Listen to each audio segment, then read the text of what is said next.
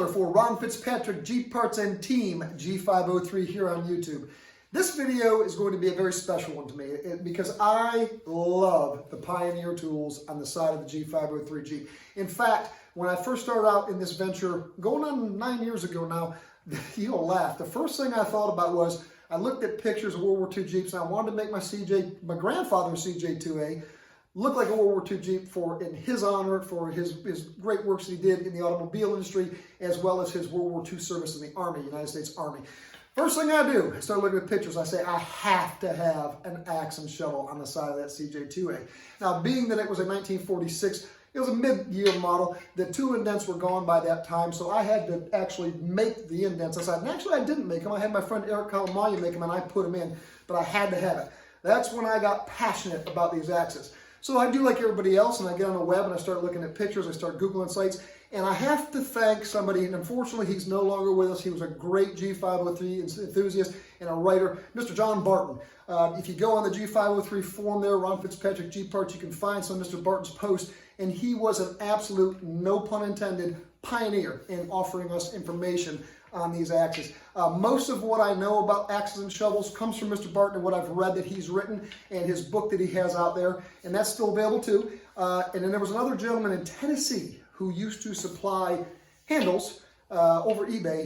He's no longer with us either, and that's very unfortunate. But I bought some stuff from him, and I won't tell you that story because you wouldn't believe it anyways. But anyway, started conversing with him. He taught me some things about these old axes. And I just want to share with you in this video, if you're out there looking for an axe that will actually fit and be correct for your World War II Jeep, whether it be a Willys MB or G503, this is what to look for. Now, I don't have all the information in this video, but some of the basics and some of the things that you can look for so you can get the correct axe for your Jeep. Check it out. I think you'll like it.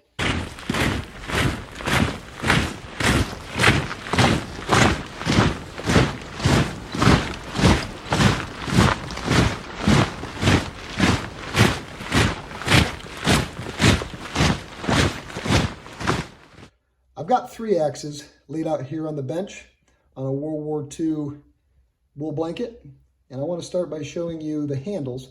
This is a correct, what they call a fawn's foot handle. These that are next to that one are actually ones I've purchased out of the big box stores, and they're modern reproduction handles, but they're not the same width nor girth, nor do they have the same end here that we call the fawn's foot, and I'll show you why that's so important. We're on the butt end here of the handle, and I want to show you some differences. This is a modern handle, and if you'll notice, there's a little cutout there.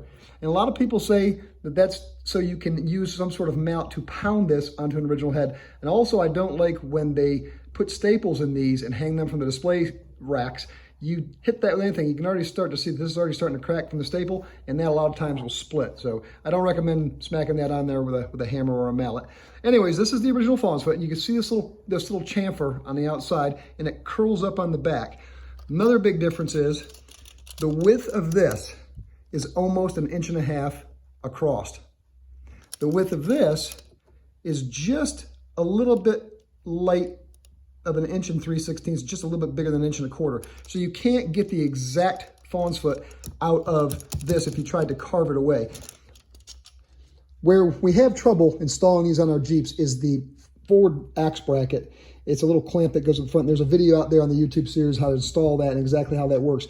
The problem is the width here and here and the girth here and here. So the original handle comes out at about 1 3/8 inches, just under 1.5 inches, and that's perfect. Whereas the modern handle is at about 1 5/8 inches, almost 1 inch and say that's 9/16. More so, this is where it's really going to matter. You see the difference in the girth there of those handles? On the reproduction handle, we're looking at 1.25 inches, and on the original handle, it's about 7/8 of an inch. That's the part that fits in your bracket.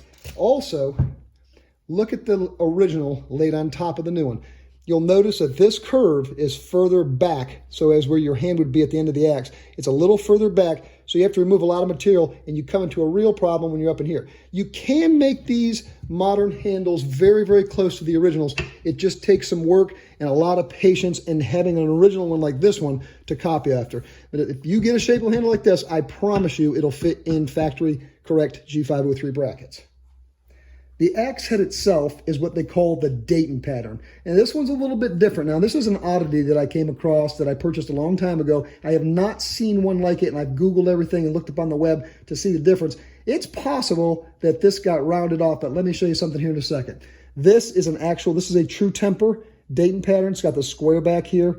This is one of my favorites. This is a USA worn. And you notice here it's got the square back.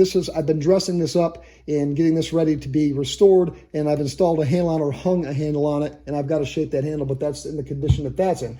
Let me give you some measurements on this head here, this original head. This is in really good shape and has not been sharpened a bunch. From the pole to the face cut of the blade there, it's 7 3/4 inches, and that will fit perfectly in the sheath in the back.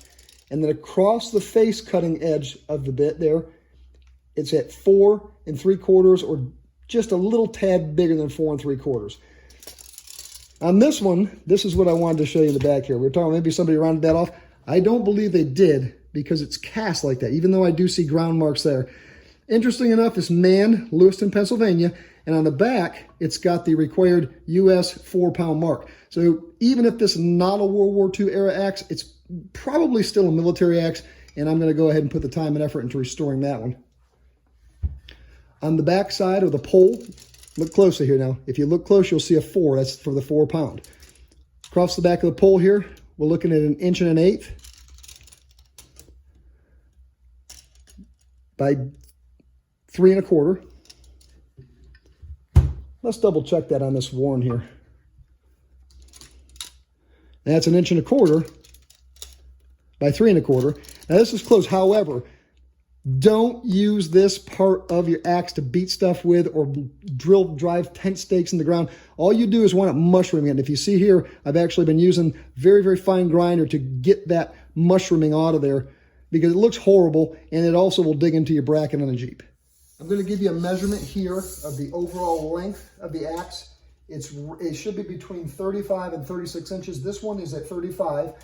You will find them anywhere in between depending on what happened up here when they hung the axe head itself onto the handle.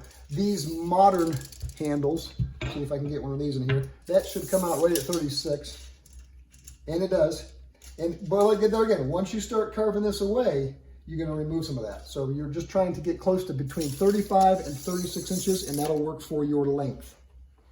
Per the 1931 U.S. Army spec, axes were required to be marked with USA, the maker's brand name, and 4 designating for 4 pounds. After 1943, the USA was not required anymore, and sometimes you'll even find them where they're stamped USA and other branches of the service. When you're looking for these heads, a lot of times, like on the Kellys, the 4 will be marked there, 4 can be marked back there like I showed you earlier. And like the Collins Legitimus ones can even be marked USA and on the back. I'll show you a few of the examples, like I said, and have fun searching for one, and I hope it works out and you can find the correct axe for your G503 Jeep. The first one we're looking at here is a Collins Legitimus with the hammer and crown on the right. This is a USA worn 4-pound. Look at the OD green paint on that one. This is the back side of another Collins Legitimus. There's the USA marking. This is a variation of the Collins Legitimus, but it's also marked 4-pound in USA. This is one of my favorites. This is a Kelly Flint Edge True Temper USA marked, and this one is a beautiful Evansville USA 4-pound mark head. I know for sure the ones I just showed you are World War II era axes, and here's lastly some that I've restored. Hope you've enjoyed the video. And there you have it. Size, head, some brands to look for, handles. I did some videos a long time ago on how to actually handle the axe and shape it. And maybe I'll bring those out. You can take a peek at those too. But it's not hard to do. You just have to kind of have a lot of patience, and you have to have something to copy and some basic woodworking skills. And rehanging a head is not that hard either, but there's some tricks to that too. Maybe we'll do a video in the future on how to do that. I hope you have a good luck looking for your Pioneer tools and your axes and your shovels. And if you could, and if you'd like to learn more information, go to G503.com. And it's one of the original Jeep forums. That's pushing 25 years now, I believe. And look up John Barton on axes and shovels. And I think you'll be very impressed. Like I say, the guy was a superstar.